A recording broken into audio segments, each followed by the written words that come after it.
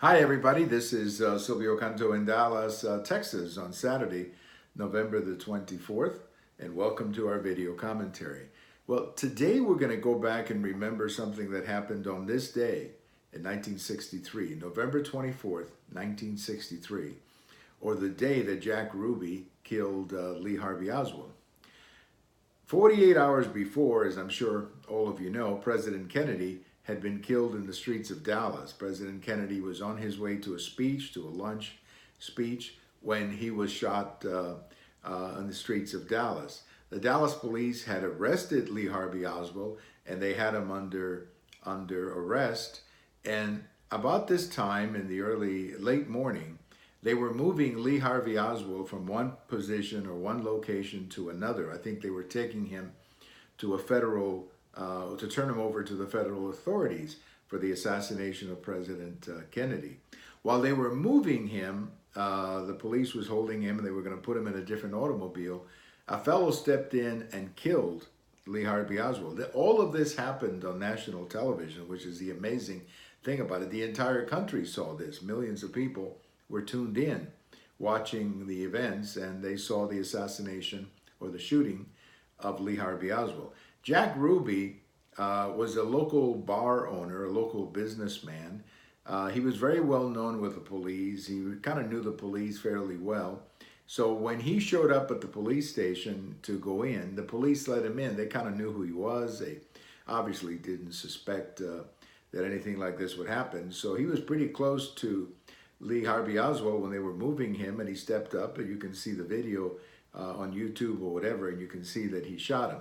Of course, all of this opened up the door to all kinds of conspiracies as to who was behind the assassination. Did Lee Harvey Oswald act alone? Was the shooting of was the shooting of Lee Harvey Oswald a way of shutting down or shutting up Lee Harvey Oswald? All of this, of course, was opened up on the day that this happened, and for the next 50 years, it's been, a lot of stories about conspiracies and so on. Obviously, we will never know what was in Jack Ruby's heart when he killed Lee Harvey Oswald. All I can tell you is that a few years ago, I attended a breakfast here in Dallas. More than a few years ago. I guess it was in the early 90s.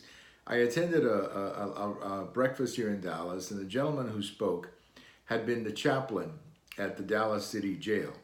And he had been close to Jack Ruby, or had been taking care of Jack Ruby as he was dying. You may remember that Jack Ruby died in 1967, so he died 4 years after he was convicted of killing Lee Harvey Oswald. And this man interacted quite a bit with Jack Ruby, and he says that Jack Ruby never changed his story, that he killed Lee Harvey Oswald to keep Jackie Kennedy from coming to Dallas to a trial. That's what he took to his grave, and he was consistent about it, so I have no way of doubting his story. But nevertheless, there have been all kinds of conspiracies and all kinds of books and all kinds of movies that have been made about the assassination of President Kennedy. And of course, a big part of any investigation of the assassination is what happened here in Dallas 55 years ago. Where was I? Well, I was in Cuba. And I remember the assassination of President Kennedy, hearing about it. And then I remember hearing from my dad about the shooting of Lee Harvey Oswald. And I think that, for many of us, it was a very unsteady time. We didn't know what was going to happen next. The idea that the President of the United States could be shot like that was pretty scary, I think, for many of us. But that's what happened.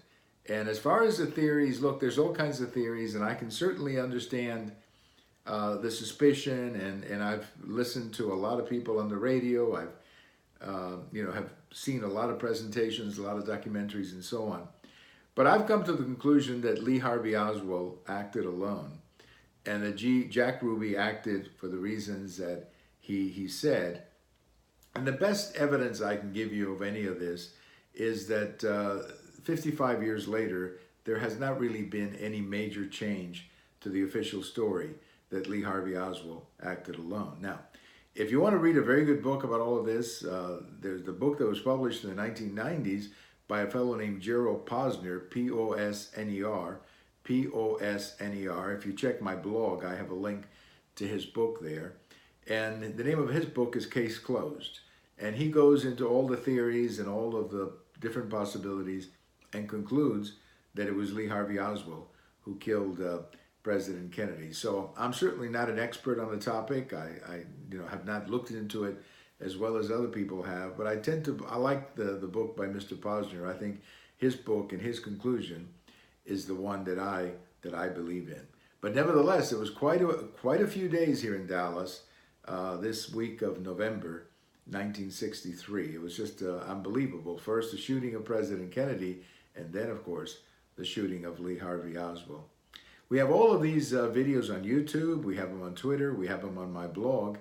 And if November 24th is your birthday, happy birthday. Bye-bye, everybody.